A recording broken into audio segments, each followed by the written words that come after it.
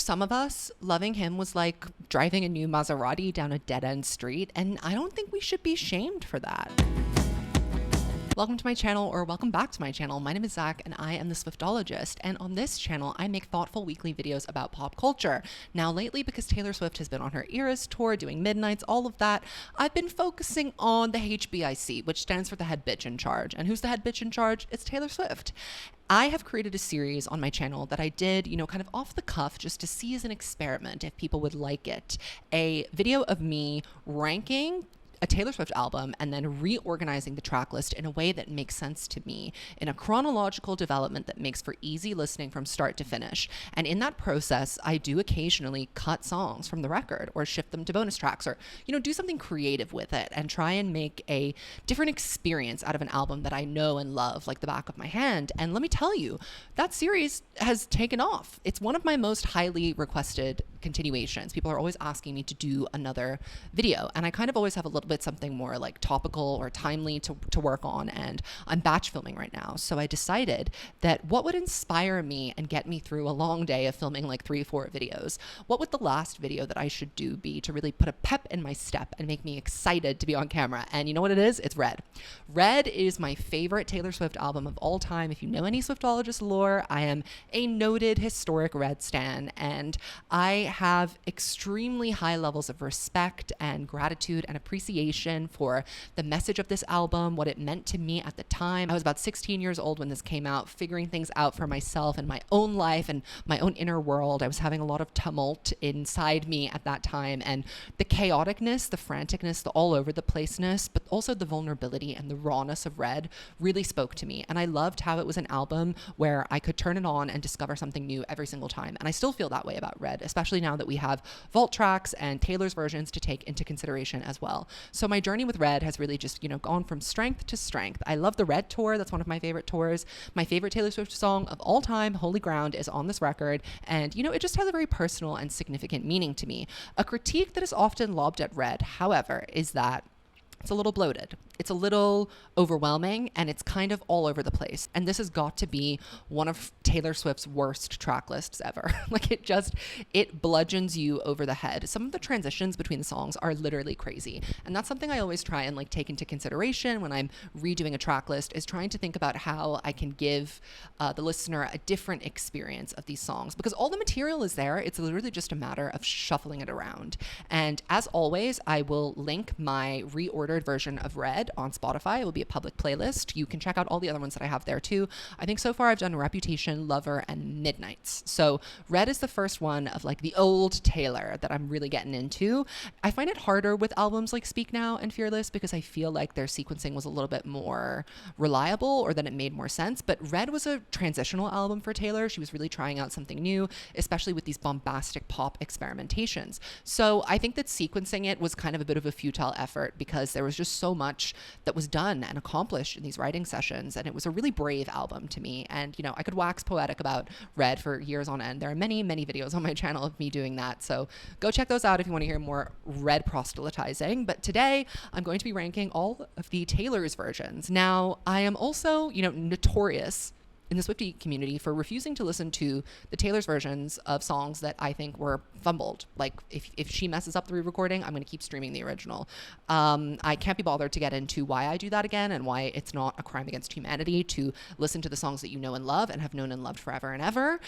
But, the argument is that you should download them and listen to them off, so that you're not putting money into Scooter Braun's hand. Do you know how much a stream is? It's less than a cent, my dear. It's not really putting a dent in Taylor Swift's pockets. I still bought Red Taylor's version, and I'm still going to stream the old version. So if you have a problem with that, this is not the channel for you. I suggest that you leave now. But if you don't have a problem with that, and you are interested in having thoughtful, analytical discussions about Taylor Swift, then you are in exactly the right place. You are where you need to be. And what else you need to do is check out my podcast, Evolution of a Snake, where we have these conversations in more detail. I must recommend our Red Taylor's Chaotic version and 2012, 2013 episodes, because you can really get an in-depth look into what we think of Red, me and my friend Madeline, who co-host it. And then you need to go to our Patreon and subscribe, because you can get up to 15 bonus episodes a month, and that is a really good deal. Okay, we work our asses off for the Patreon, and we have such a fun community over there with really thoughtful discussions just like this one, with comment sections that we can actually keep up with, maintain, and interact with. So if you're interested, then you should definitely go and check that out.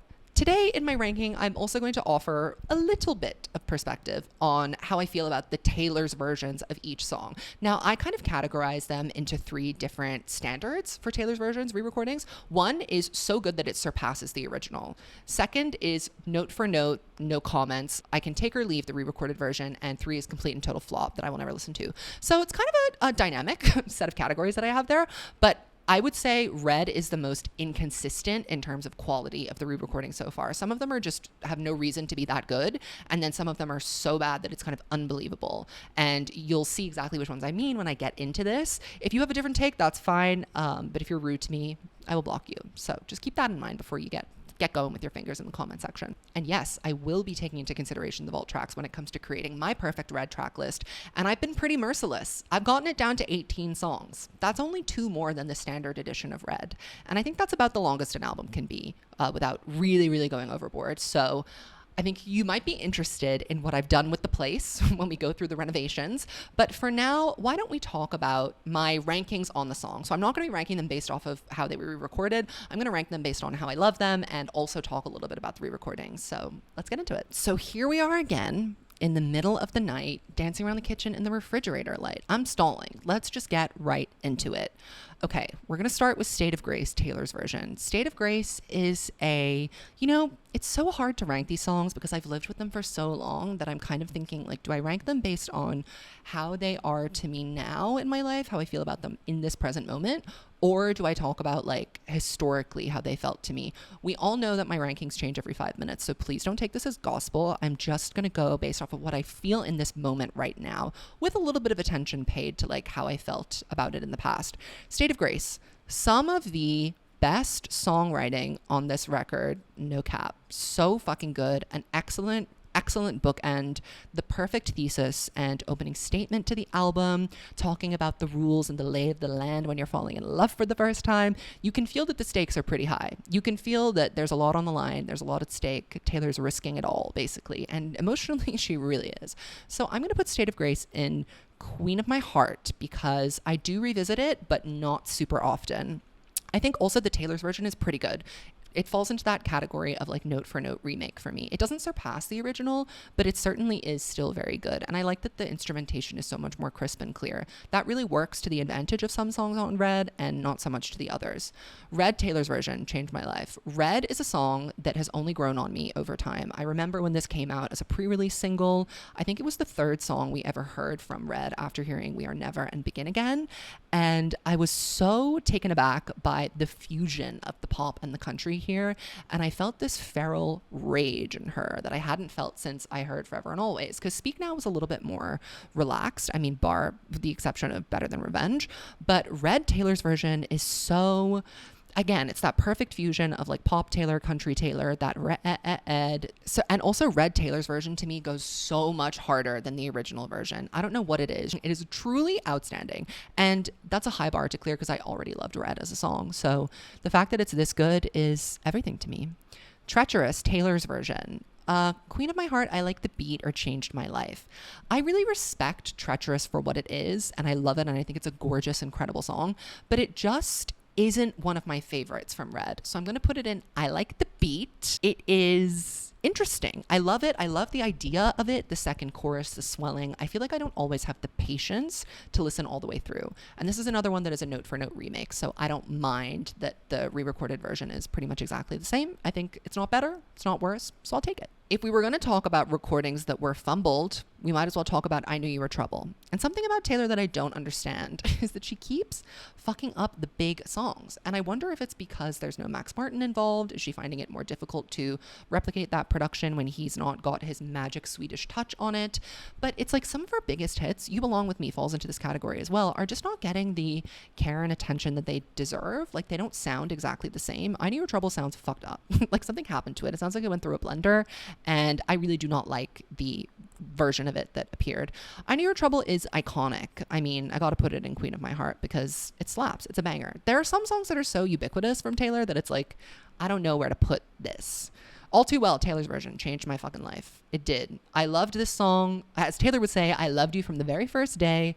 This song was always a top moment for me from the record. The bridge really did feel like a guarded, kept secret from the fandom for so long. And you know, when the public finally started to realize it was too late, we had already claimed it and owned it as OG Swifties. So I love All Too Well 10, but the original version is just a masterclass in songwriting. It has everything that you need to have in a Taylor Swift song. It says everything that needs to be said about who she is and how broken she was at the time when she was writing this record. She was really devastated and heartbroken. I mean, subsequently, when Red Taylor's version was released, she talked a lot about how when she was promoting this record, she was just absolutely fucking miserable. And I think that also explains why there's such volatility in the sound of this album, because she was going through, again, the conceit is so brilliant. All of these emotions were red. So All Too Well, yeah, I love it so much. Changed my life. The re-record, pretty good, pretty faithful. I have no notes. I like that it's a little clearer when it comes to the instrumentation in the bridge, because you really get that crashing sensation.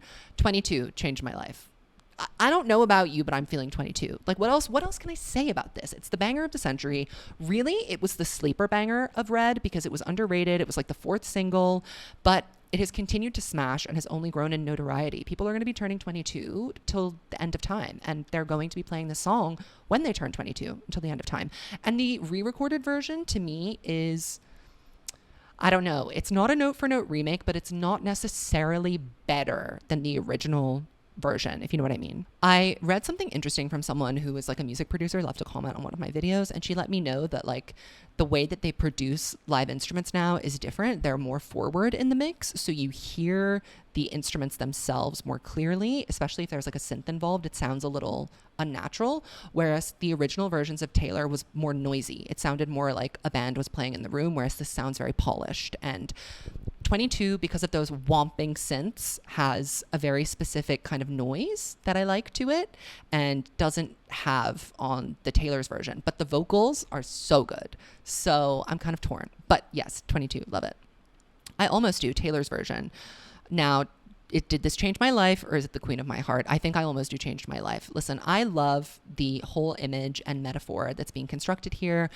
This image of her like really trying to engage a lot of self-control, not to pick up the phone and call the one person she's so desperate to talk to and hear from, comes across in so many songs on this record. It comes across also on The Last Time and Babe as well. I think that The Last Time, I Almost Do, and Babe are linked, and you will hear more about that when I get into my reorganized track list. But I love I Almost Do. The re-recording is very faithful. No notes on it. We are never ever getting back together. I mean, it did change my life at the time. Is it changing my life currently? No. I'm putting it into Queen of My Heart. I mean, what can we say? This was her first big pivot into bombastic, high budget, I am a fucking pop star, I'm cool too. This was the first like cool Taylor Swift moment. She was wearing high-waisted shorts. It was very radical for Taylor Swift to wear pants and high-waisted shorts at this time. Let me tell you, it was a moment. We were gagged. Bangs, red lip. I mean, it was a lot. It was a lot to deal with all at once, and it changed the foundations of the world. The re-recorded version is fucking garbage. It's garbage. I don't think we needed to hear all the instruments in We Are Never that clearly. It's the we part that is so off to me, and it sounds backwards in the mix. And she also is using that version for the track on tour, and I hate that because I think it sounds bad. It's very jarring, and it takes me out of enjoying the song, which is pretty much exactly what I don't want a Taylor Swift song to do to me. I Almost Do, Taylor's version. Okay, that seems to be in here twice. So whoever made this tier list flopped. It wasn't me, by the way. Stay. It's on my list. It's not For the Birds. For the Birds is the worst possible tier it could be in. Stay is just annoying to me. I don't think it drives the story forward on Red. I think it describes a very brief moment in time. It's kind of cloying to me. It's annoying. It goes into that category of songs that don't do it for me stylistically, which is like Paper Rings, Dorothea. It's a very cotton candy, earnest sincerity that doesn't have any irony in it. So I don't like. And so, yeah. Okay, The Last Time featuring Gary Lightbody. The Taylor's version, I honestly haven't listened to enough to tell you if it's better or worse. I'm sure it's exactly the same. The Last Time changed my fucking life. Yes, it did. The re-recorded version doesn't have the same drama that the original version has. I love The Last Time. I think it's one of the most slept on songs in Taylor Swift's discography. Dare I say her best collaboration.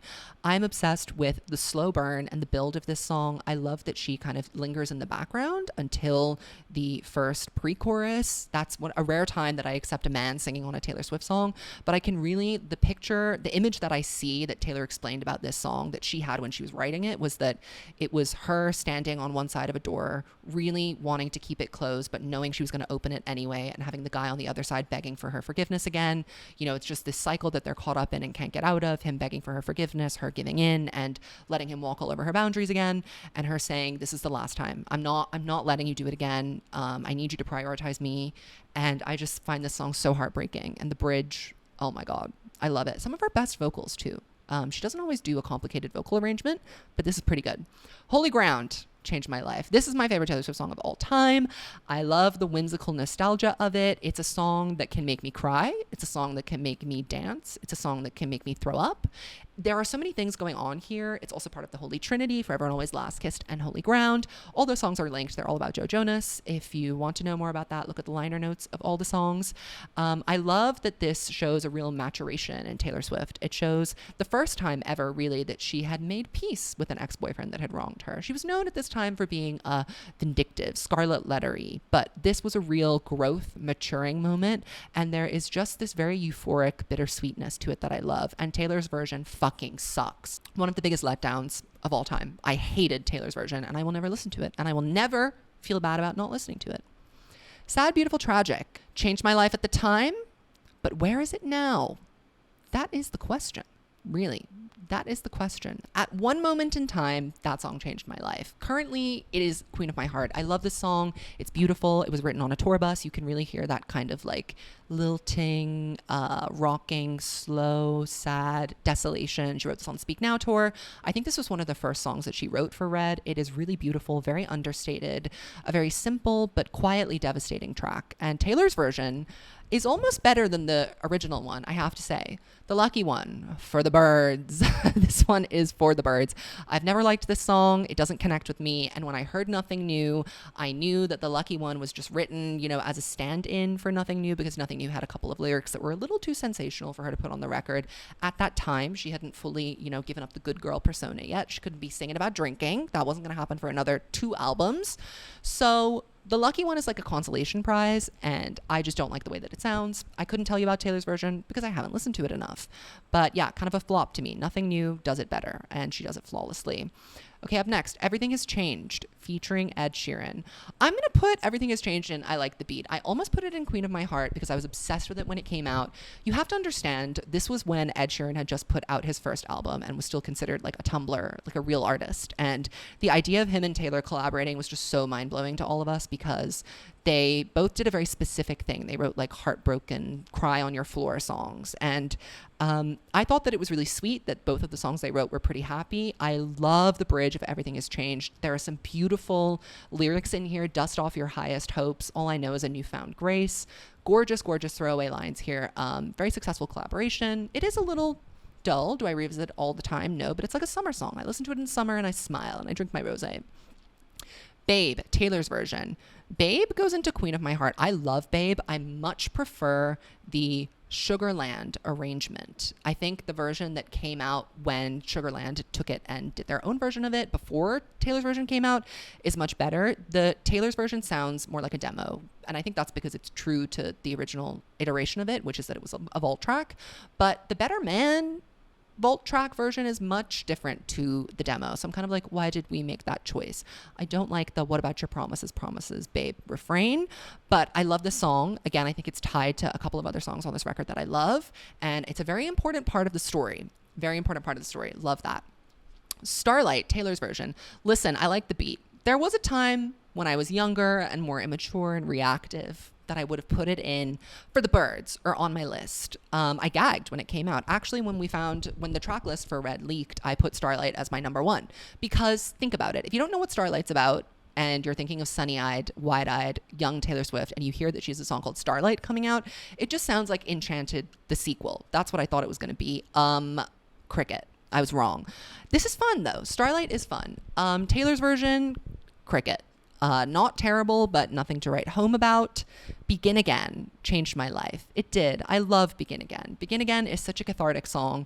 The bookends for this album are so perfect, so perfectly suited to the story and the journey that we go on with this young, tumultuous narrator. And Begin Again really does say to me, like, you know, I'm not okay right now, but I'm gonna be. And I suddenly now, after sobbing on the bathroom floor and feeling like my life was over for months on end, I feel like there's hope at the end of the tunnel. And I love that about it. So Begin Again goes to change my life. And Taylor's version is not good. Sorry, it's just not. The Moment I Knew. I like the beat. I don't have a lot to say about The Moment I Knew. Interesting, the lore of it all being, you know, connected with All Too Well 10. We really get another revisit of that moment. This has a surprising chorus, a surprisingly hard chorus. It really kind of slaps. But yeah, The Moment I Knew is too slow to start with. I don't listen to it a lot now, but when I was 15, 16, oh God, I was turning that shit up. Come Back, Be Here. I like the beat. I don't really have that much to say about Come Back, Be Here. Yeah, I mean, the Taylor's version, sure. Both of these Taylor's versions, whatever. Girl at Home. I know some of you are probably screaming at the screen right now. I love Girl at Home. It's just a fun song. It's like Today Was a Fairy Tale. I just like it because I like it. It's silly. I think it's fun. It's catchy to me. I love to sing it. It's actually always playing in my brain all the time. I'm walking around. I'm at work. Don't look at me. You got... Like, it's there. I hate Taylor's version. Fucking hate that shit. Sucks. I went on a rant about that in an unpopular opinions video, so I won't do it again, but know that I hate it. State of Grace acoustic Taylor's version.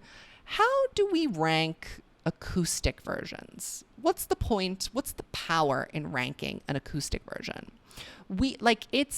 It's kind of the same. I like the beat. I never really listened to the acoustic version of State of Grace because part of what I love about it so much is the production, but I do like that the arrangement was switched up a little bit for the acoustic version, and it wasn't just, you know, the same vocal track with a guitar added over like the Lavender Haze acoustic version. Better Man, Taylor's version, changed my life. You know, top contender for track 5. It was so powerful and so strong, and so was All Too Well, that they literally canceled each other out in the selection process for creating this album. And Taylor did say she was dithering between these two songs when she was making the original track list. So I love Better Man. I loved it from the moment I heard the Little Big Town version. I was so shocked by how great it was, and I love it. It's amazing. It really tells the same story as All Too Well, but in a very different, more speak now way, and I love it so much. I prefer the demo version actually to this. The demo version is amazing because it has a young Taylor voice, and that's irresistible to me. Ronan, Taylor's version. I don't think we can rank Ronan, Taylor's version. It's not appropriate to rank that. Nothing New featuring Phoebe Bridgers. Queen of My Heart or I Like the Beat. I'm going to put her in I Like the Beat just because I don't revisit it all that much. I think because there's so much Folklore Evermore stuff to get into when I'm in the mood for something slower, I just forget that it's there. But I will be turning that up soon because I just I've been thinking about it lately, especially when I was doing my tracklist reshuffle. I don't love the Phoebe Bridgers inclusion. I could do without it, but this was shocking to me when I heard it. It was very revealing of the Taylor frame of mind at that moment. Message in a Bottle. I like the beat. Message in a Bottle is a terrible song, but it's so fun. Like, it's irresistible. I Bet You Think About Me on my list. I just don't like it. I don't know why. I don't have a reason for why I don't like it. It just doesn't do it for me. People love it. It is funny, but it's just not for me. And I hope that you can respect that. Forever Winter. I'm going to put that in on my list too, because I never, ever listened to it. And speaking of things I never listened to, Run is also going there. The Very First Night. I like the beat. It's not quite Queen of My Heart, but I do like the beat. And now that I'm looking at this, my list that I have here, there's a lot of stuff in I Like the Beat, which is kind of a neutral category. For my favorite album, there should be more stuff up there, shouldn't there? Let's take Treacherous and put her into Queen of My Heart because she deserves it. I also kind of want to put Everything Has Changed there too. Should I? I mean, it's my ranking. I'll do whatever the fuck I want. Yes. And I'm also going to put All Too Well 10 in Queen of My Heart. So I think that's everything. I don't consider Safe and Sound and Eyes Open to be part of Red Taylor's version, even though Taylor wants us to. They are really part of the Speak Now era to me. So they're staying where they are. But this is my ranking. So in Change My Life, the real standout songs from Red for me are Red Taylor's version, All Too Well, 22, I Almost Do, The Last Time, Holy Ground, Begin Again, and Better Man. I'm going to shove State of Grace up there too. Yeah, that looks right to me. Okay. That is my ranking. Now let's get into my reshuffle. When I do my rankings, I try to make a cogent, consistent story, and I like to make it an easy flow of listening. So I'm not necessarily trying to carry a sonic palette all the way through. I'm trying to create a vibe and do a theme, and I go more on the instinctive read I have the song based off of rather than what the song sounds like, if that makes sense. Obviously, cohesion is important, especially when you're reorganizing a track list like Red.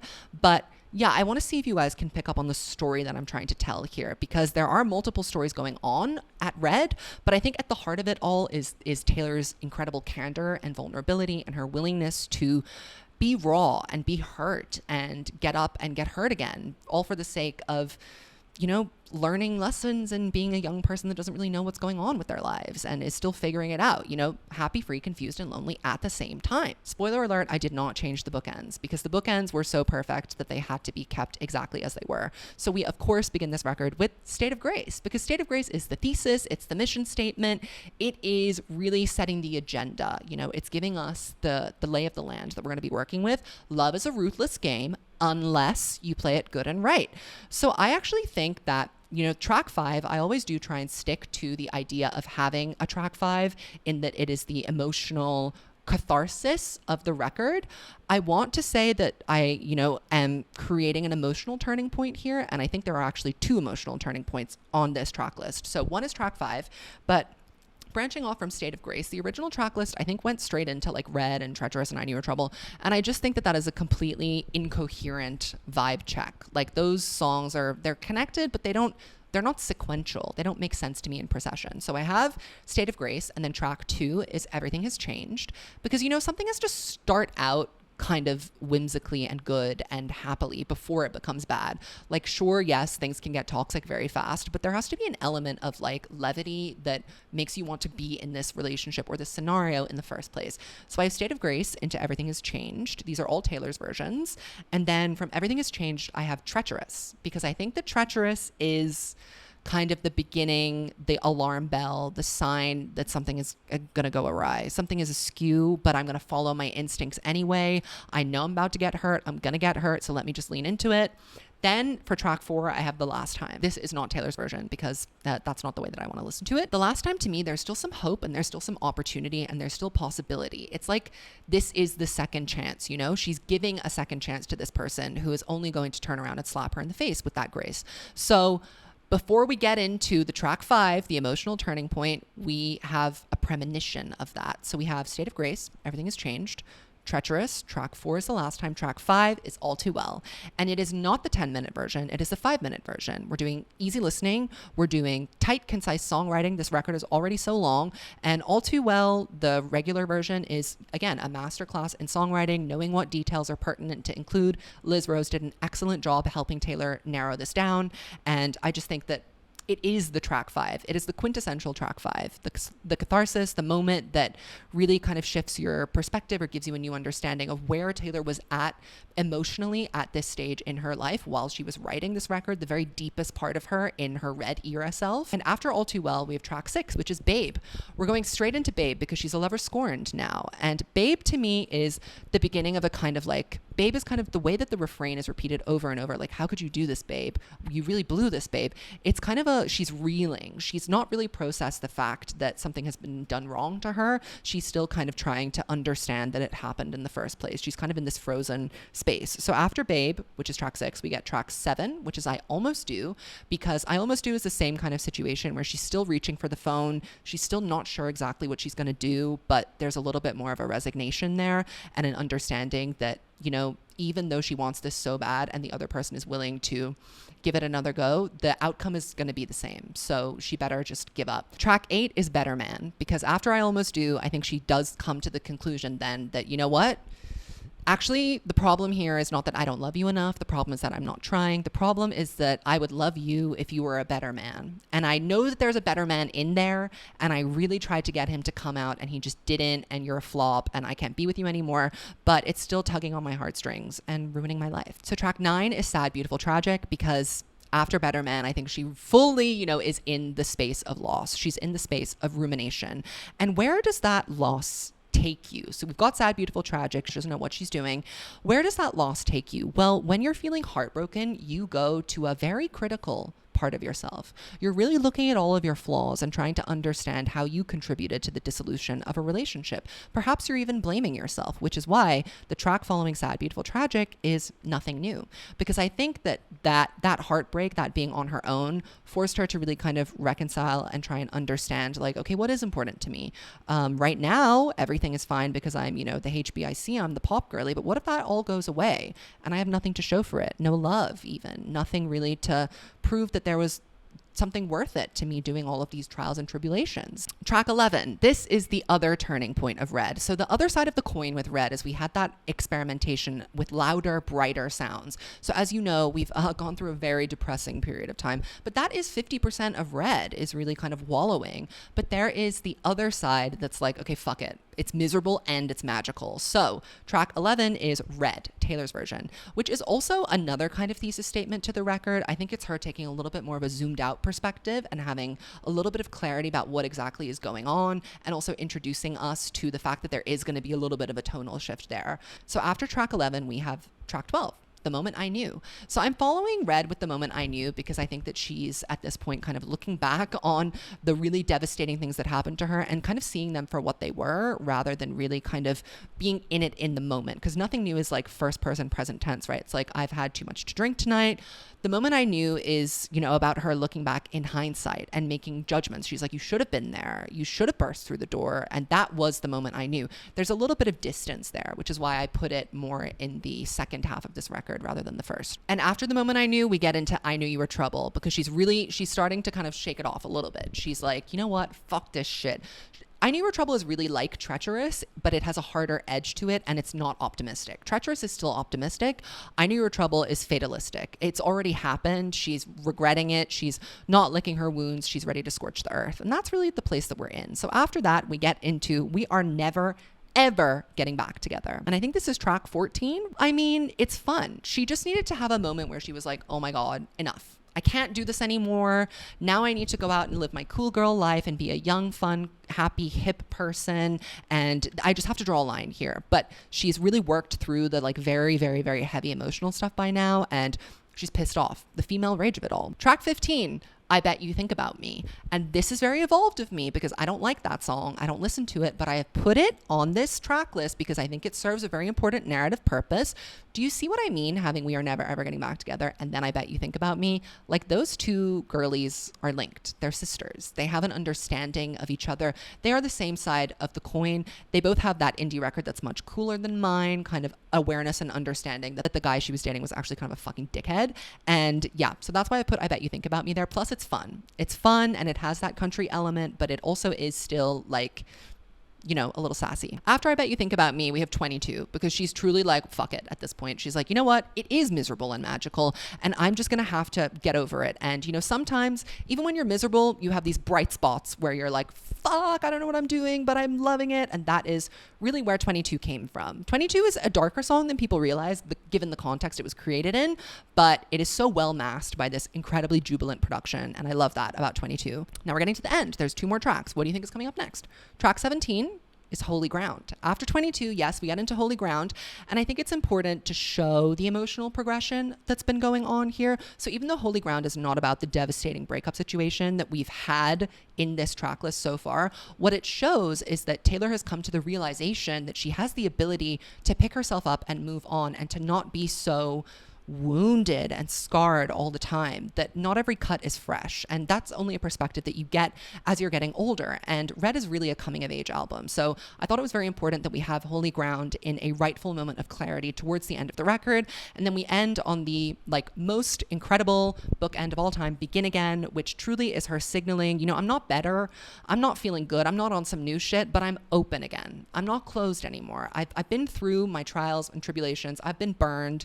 I've been sobbing my little eyes out. I've been really trying to work through this. And I've decided that sometimes, bad situations don't always have a lesson to teach you. The lesson is that you just have to keep going. You got to keep the momentum spinning. You can't just stop your life because you've been heartbroken, even though it feels like the most all-encompassing thing in the world. And Begin Again is that willingness to try. And I think that wanting to try again after being burned so deeply and profoundly is a very beautiful human experience. And that's where Red Swiftologist version ends. What did I cut? I cut most of the Vault songs. I cut Stay, Stay, Stay. I cut the Lucky One. I cut Starlight. We're being critical here. We're trying to create the best flow possible. Now, let me know what you guys think. Listen to it first and tell me how you think the sequencing is. Is there anything you would change? How do you listen to Red? Are there certain songs you return to more than others?